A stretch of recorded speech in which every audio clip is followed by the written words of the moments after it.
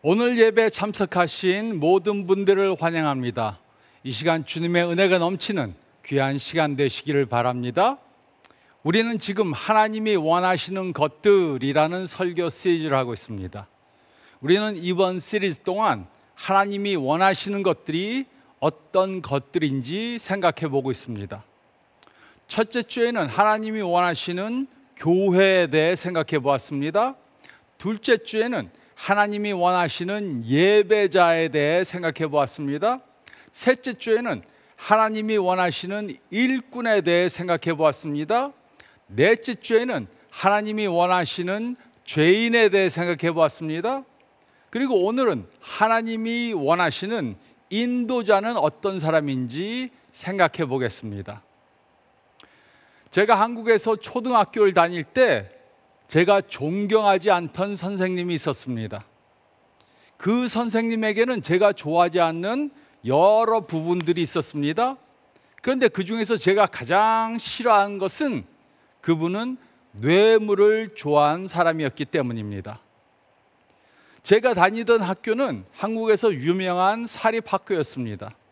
그 학교에는 부자들의 자녀들이 많이 있었습니다. 그래서 매일 아침이면 여러 장의 하얀 봉투가 선생님 책상 위에 놓여져 있었습니다. 근데 가장 마음에 안 들었던 것은 그 선생님은 자주 봉투를 가져다 바치는 학생들에게 특별한 우대를 베푼 것입니다. 봉투를 가져다 주는 학생은 반장도 시키고 책을 읽을 때도 읽게 시키지만 봉투를 안 갖다 주는 학생들은 별 볼 일 없는 일만 시켰습니다.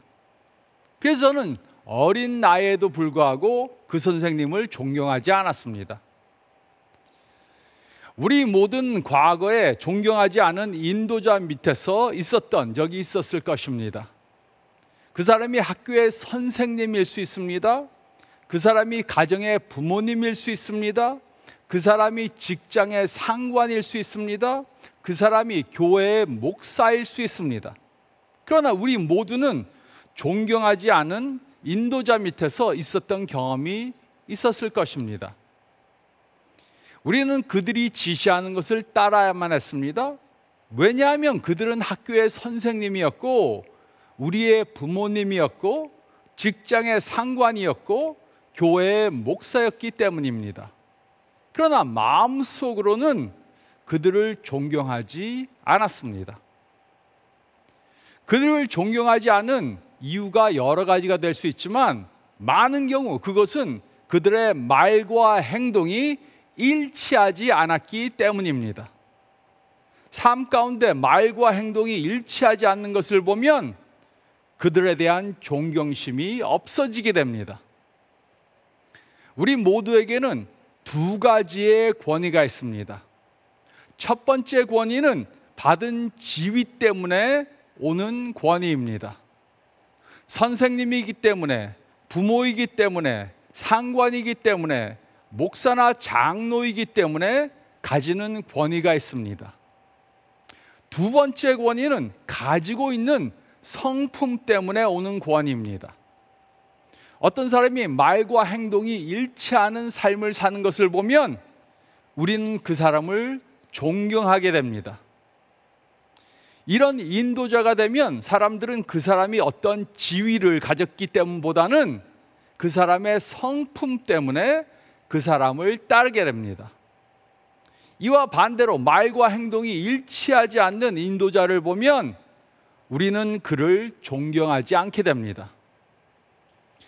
이 세상에는 많은 인도자들이 있습니다. 정치계, 교육계, 경제계, 종교계의 인도자들이 있습니다. 우리는 정치계의 인도자들은 높은 자리를 갖기 원한다는 것을 압니다. 또 우리는 경제계의 인도자들은 돈을 많이 벌기 원한다는 것을 압니다. 그래서 우리는 이런 영역들의 인도자들에게는 성품에서 오는 권위를 바라지도 않습니다. 그러나 우리는 종교계의 인도자들에게는 성품에서 오는 권위를 기대합니다. 그리고 그들이 성품에서 오는 권위가 보이지 않고 말과 행동이 일치하지 않는 그러한 삶을 사는 것을 보면 실망하고 화가 날 수 있습니다. 그래서 교회에 다니지 않는 많은 사람들은 교회의 인도자들을 존경하지 않습니다. 그 이유는 그들은 요즘 교회의 인도자들의 말과 행동이 일치하지 않는 것을 많이 보았기 때문입니다. 우리는 우리의 인도자들에게서, 특히 교회의 인도자들에게서 말과 행동이 일치하는 것을 보기 원합니다. 성경을 보면 느헤미야는 존경받은 리더였습니다. 그런데 느헤미야는 어떻게 해서 존경받는 인도자가 될 수 있었습니까? 우리가 이것을 이해하기 위해 그 당시 배경을 이해해야 합니다. 하나님께서는 이스라엘 민족이 계속해서 죄를 범하는 삶을 살았기 때문에 바벨론 왕국을 보내서 이스라엘을 멸망하게 하셨습니다. 그리고 이스라엘 사람들은 바벨론에서 포로 생활을 하게 되었습니다. 그런데 그 후 바벨론 왕국은 바사 왕국에 의해서 멸망되었습니다. 그리고 바사 왕국의 고레스 왕은 이스라엘 민족들에게 본국으로 돌아가서 다시 나라를 재건하도록 허락했습니다. 그래서 이스라엘 민족들은 70년 포로 생활을 마치고 본국으로 다시 돌아갔습니다. 그러나 그들이 본국에 돌아와서 보니까 그 상황이 엉망이었습니다. 경제가 형편없었습니다. 성벽은 무너져 있었습니다. 이 당시 느헤미야는 바사왕국 아닥사스다 왕의 술관원이었습니다. 그런데 그는 왕의 허락을 받고 성곽을 재건하기 위해 본국으로 돌아왔습니다. 그는 왕으로부터 총독으로 임명을 받고 왕이 주는 돈, 편지, 군대를 이끌고 본국으로 돌아왔습니다. 즉 그는 바사왕의 정치적 권력을 갖고 있었던 것입니다. 그는 이스라엘로 돌아와서 사람들에게 자신이 받은 비전을 제시해 주었습니다. 그리고 사람들을 동원해서 성곽을 50일 만에 완성시켰습니다. 느헤미야는 어떻게 그 일을 이렇게 잘 감당할 수 있었습니까? 그는 어떻게 해서 사람들에게 존경받는 인도자가 되었습니까? 또 우리는 어떻게 해야 느헤미야와 같은 훌륭한 인도자가 될 수 있습니까? 느헤미야 5장 말씀을 보면 하나님이 원하시는, 또 사람들에게 존경받는 인도자들이 되기 위해 우리는 다음에 3가지를 해야 합니다. 첫째로 14절 15절 말씀을 보면 우리는 우리의 이익을 희생하는 삶을 살아야 합니다. 우리는 우리의 이익을 희생하는 삶을 살아야 합니다. 바사 왕국의 술관원으로 있던 느헤미야는 자신의 편한 삶을 버리고 그의 백성들을 위해 이스라엘로 돌아왔습니다. 그가 아닥사스다 왕의 허락을 받고 이스라엘로 성벽을 보수하기 위해 돌아와서 보니까 경제가 어려워서 백성들이 고생하고 있었습니다. 그런데 왜 그 당시 경제가 어려웠습니까? 느헤미야 5장 1절로 8절에 경제가 어려웠던 이유가 기록되어져 있습니다. 그 당시 이스라엘 주변 나라 사람들이 이스라엘 사람들이 경제적으로 어려움을 당하는 것을 보고 그들에게 높은 이자를 받고 돈을 꿔줬습니다. 그리고 그들이 꿔간 돈을 갚지 못하면 그들의 집과 땅과 가축들을 빼앗았습니다. 또 그들의 자녀들과 아내들을 노예로 삼았습니다. 이것을 본 느헤미야는 자신의 돈을 주고 그들의 자녀들과 아내들을 다시 데려왔습니다. 또 구워간 돈을 갚아주고 그들의 집과 땅과 가축들을 다시 가져왔습니다. 느헤미야는 자신의 돈을 써가면서 그들이 다시 시작할 수 있는 기회를 마련해 준 것입니다. 그러나 백성들의 고생은 계속되었습니다. 그 이유가 무엇이었습니까? 느헤미야는 그 이유를 알아보았습니다. 경제가 회복되지 않은 이유는 이방인들의 행동을 본 이스라엘의 돈 있는 사람들이 이방인들과 똑같이 돈을 꾸어준 것입니다. 그리고 그들이 돈을 갚지 못하면 잡혔던 집과 땅과 가축과 자녀들과 아내들을 빼앗아갔습니다. 이것을 본 느헤미야는 화가 몹시 났습니다. 이방인들이 이자 놀이를 하는 것은 어쩔 수 없었습니다.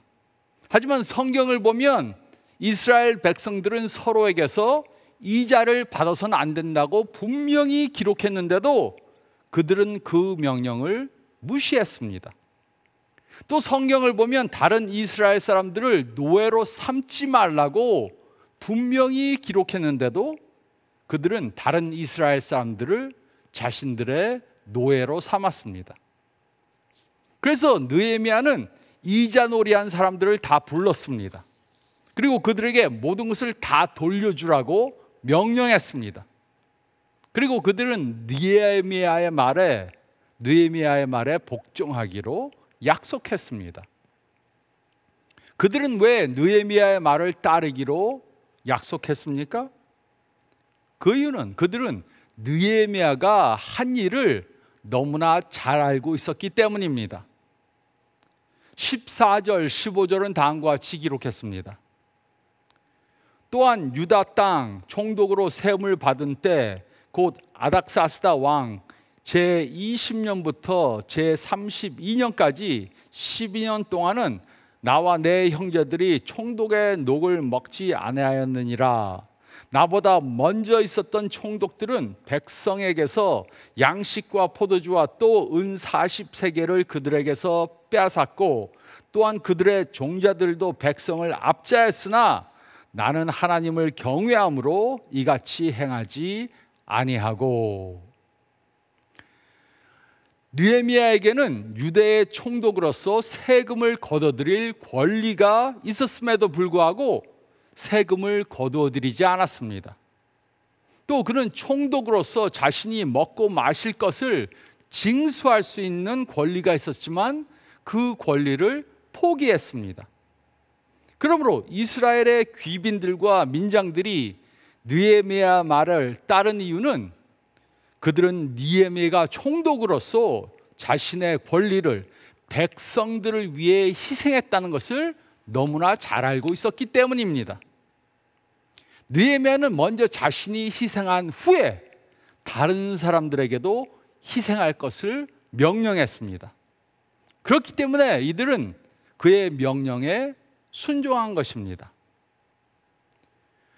느헤미야와 같은 하나님이 원하시는 일꾼들, 인도자들이 되기 위해 우리는 다른 사람들에게서 희생을 요구하기 전에 우리가 먼저 희생해야 합니다.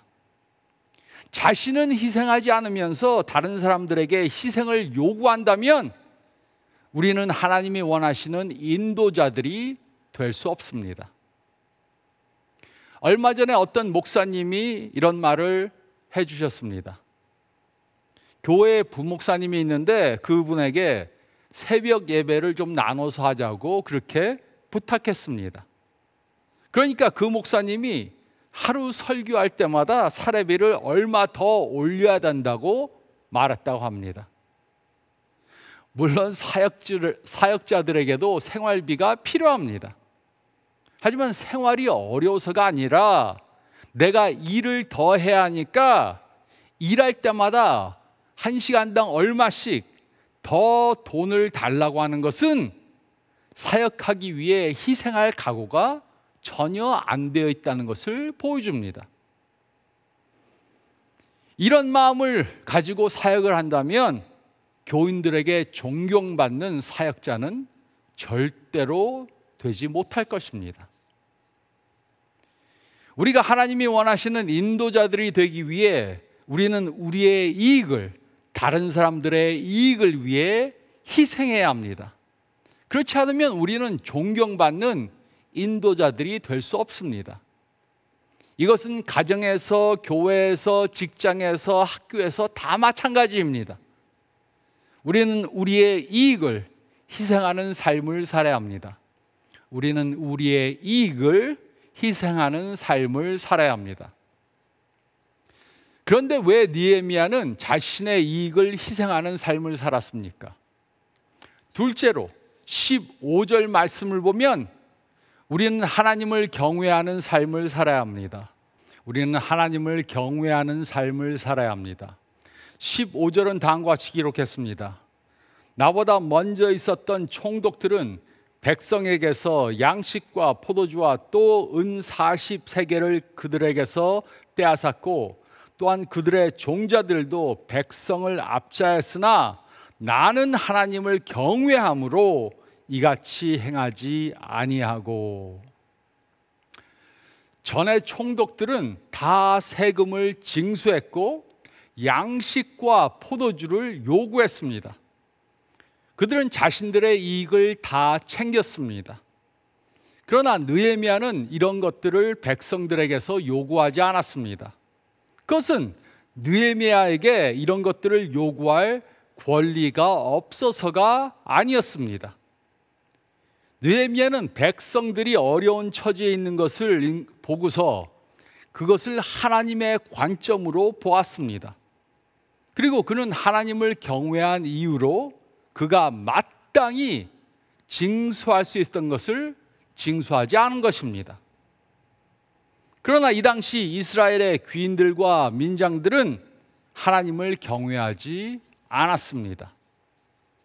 그들은 하나님의 말씀에 이스라엘 사람들 간에는 이자를 받지 말라고 했음에도 불구하고 이자를 받았습니다. 그들은 하나님의 말씀에 다른 이스라엘 사람들을 노예로 삼지 말라고 말했는데도 노예로 삼았습니다. 그들은 하나님의 율법을 서슴지 않고 어겼습니다. 그 이유는 그들은 하나님을 경외하지 않았기 때문입니다. 그들은 하나님을 우습게 생각해서 하나님의 법도를 마구 어겼습니다. 느헤미야는 그들이 자신이 구워준 돈을 포기하겠다고 말했을 때 그들의 말을 도무지 믿지 않았습니다. 그래서 느헤미야는 제사장을 불러서 그들이 제사장 앞에서 맹세하게 했습니다. 그 이유는 그들은 하나님과 그의 율법을 경외하지 않았기 때문입니다. 그들이 하나님과 하나님의 말씀을 경외하지 않는다면 그들은 느헤미야에게 약속한 것도 지키지 않을 것이었습니다. 느헤미야와 같은 하나님이 원하시는 인도자들이 되기 위해 우리는 하나님을 경외하고 두려워해야 합니다. 그런데 요즘 어떤 교회의 인도자들을 보면 하나님을 전혀 경외하지 않는 것 같습니다. 함부로 예배에 임하고 함부로 예배를 인도합니다. 제가 한국에 가서 어떤 큰 대형 교회에 참석한 적이 있었습니다. 그 교회 목사는 좋지 않은 일로 신문에 자주 기록되는, 써지는 그런 사람입니다. 그 사람이 예배를 인도하는데 하나님을 경외한다는 느낌을 전혀 받을 수가 없었습니다. 성찬식을 인도하러 나와서 자신이 맨 넥타이에 대해서 한참 자랑했습니다. 성찬식과 전혀 관계가 없는 한심한 이야기를 한참 했습니다. 또 어떤 축구 선수가 그 전날 경기 중에 2골을 넣었는데 그것은 자신이 기도했기 때문이라고 농담을 했습니다. 그리고 허허허허 웃었습니다. 저는 그 자리에 더 이상 앉아 있을 수가 없었습니다. 뭐 저런 사람이 목사라고 하고 있는가 생각되었습니다. 하나님을 경외하지 않는 사람이 예배를 인도하는 척해서 저도 앉아 있을 수가 없었는데 하나님께서 그런 예배를 받으시겠습니까? 제가 그 교회에 출석하는 한 친구에게 제가 물었습니다. 왜 그런 교회를 다니는지 물었습니다.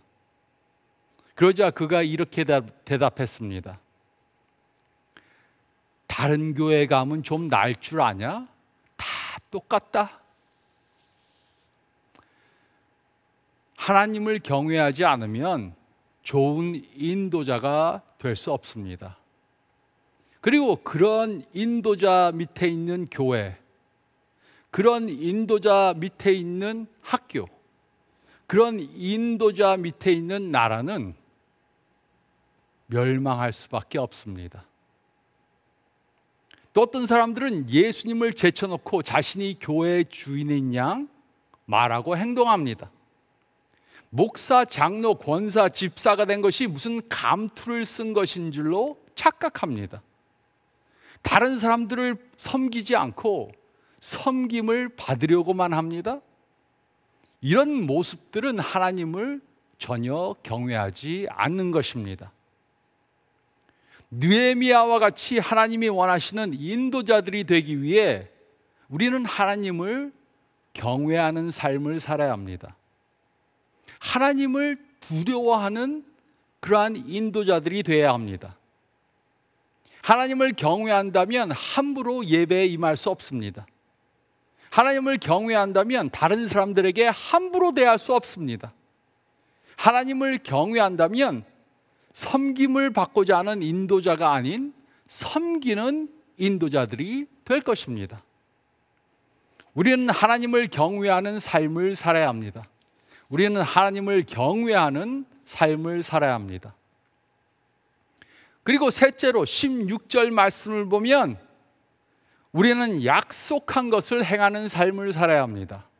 우리는 약속한 것을 행하는 삶을 살아야 합니다. 16절은 다음과 같이 기록했습니다. 도리어 이 성벽 공사에 힘을 다하여 땅을 사지 아니하였고 내 모든 종자들도 모여서 일을 하였으며. 느헤미야가 이스라엘로 돌아갔을 때 그가 약속한 것이 있었습니다. 그는 성벽을 재건하기로 약속했습니다. 그리고 그는 그 약속대로 성벽을 재건하는 일을 열심히 했습니다. 그는 백성들에게 말했습니다. 저를 찾기 원한다면 어디로 와야 할지 알려드리겠습니다. 저를 보려면 사무실로 오지 마세요. 집으로도 오지 마세요. 저를 보려면 성벽으로 오세요. 사람들이 느헤미야를 존경한 이유가 있습니다. 그들은 느헤미야의 동기를 전혀 의심하지 않았습니다. 그 이유는 느헤미야는 자신이 약속한 것을 행했기 때문입니다. 그래서 그는 그의 성품에서 오는 권위를 가진 그러한 인도자가 될 수 있었던 것입니다. 그는 약속한 것을 행하는 삶을 살았습니다. 그 결과 그는 총독의 지위에서 오는 권위뿐만이 아니라 그의 성품에서 오는 권위를 가지게 되었습니다. 그러므로 우리도 느헤미야와 같은 인도자들이 되기 위해 약속한 것을 행하는, 말한 것을 행하는 인도자들이 되어야 합니다. 어떤 교회에 다니는 사람이 그 목사님에 대해 말하는 것을 들었습니다. 우리 교회 목사님은 울리는 꽹과리입니다. 그래서 제가 그 이유를 물었습니다. 왜 목사님을 울리는 꽹과리라 그랬는지 물었습니다. 그때 그는 이렇게 대답했습니다. 우리 목사님은 사랑하라고 설교는 하는데 자신은 사랑을 전혀 베풀지 않습니다. 그리고 돈 있는 사람만 신방하고 찾아갑니다. 또 제 친구가 어떤 교회 장로인데 그가 이렇게 말하는 것을 들었습니다. 저는 이제까지 여러 목사님을 모시고 있었는데 아직 단 한 번도 섬기는 종의 모습을 본 적이 없습니다. 이렇게 저한테 말했습니다. 여러분은 어떻습니까? 여러분은 가정의 부모로서, 직장의 동료로서, 친구로서, 교회의 교인으로서, 또 예수님을 모르는 사람들에게 어떤 모습을 보여줍니까? 가정의 부모들은 자녀들에게 약속한 것을 행해야 합니다. 직장에서 동료들에게 약속한 것을 지켜야 합니다. 친구들에게 어떤 말을 했다면 그것을 행해야 합니다. 말과 행동이 일치하지 않으면 절대로 성품에서 오는 권위를 가질 수 없습니다. 느헤미야와 같은 하나님이 원하시는 인도자들이 되기 위해 우리는 말과 행동이 일치하는 삶을 살며 약속한 것을 행하는 삶을 살아야 합니다. 우리는 약속한 것을 행하는 삶을 살아야 합니다. 우리들에게는 지위에서 오는 권위가 아니라 성품에서 오는 권위가 필요합니다. 우리는 가정에서 부모이기 때문에 자녀들에게 무조건 순종하라고 말할 수 없습니다. 교회에서 내가 목사이고 장로이고 집사이기 때문에 내가 결정한 대로 따르라고 그렇게 할 수 없습니다. 또 직장에서 상관이기 때문에 다른 사람들에게 함부로 대할 수 없습니다.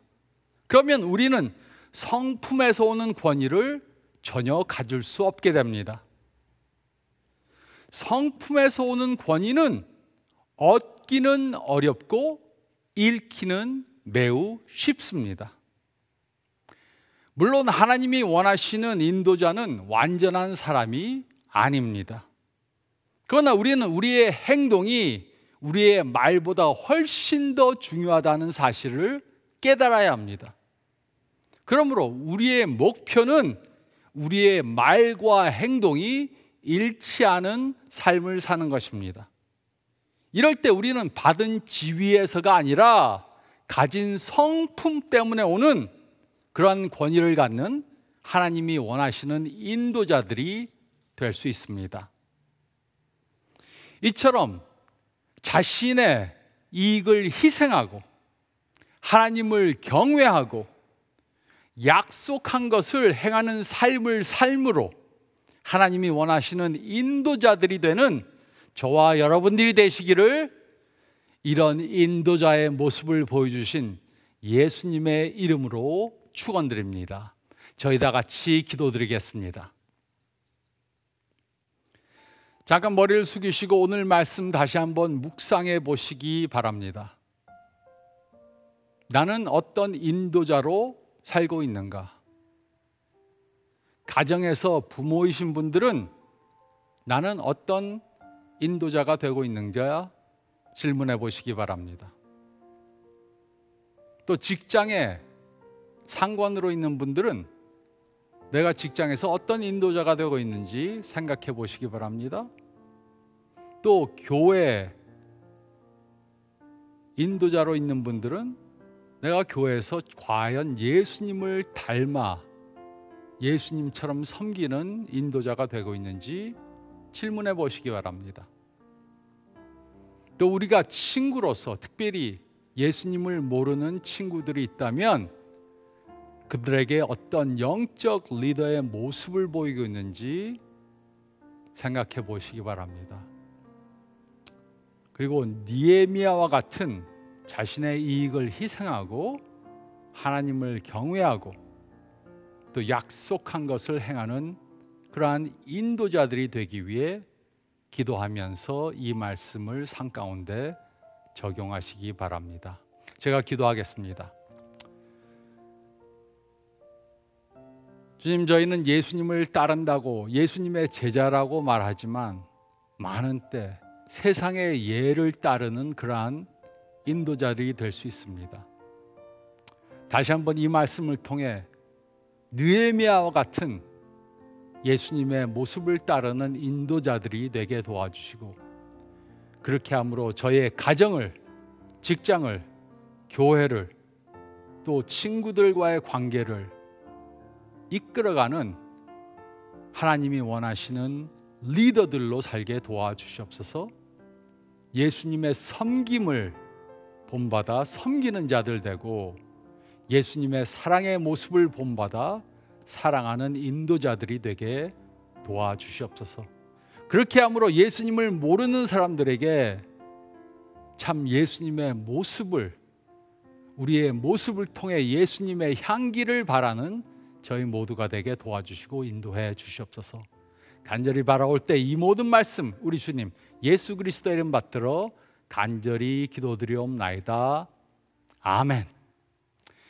이렇게 하나님이 원하시는 인도자로 한 주간 사시기 바랍니다. 건강하시기 바랍니다.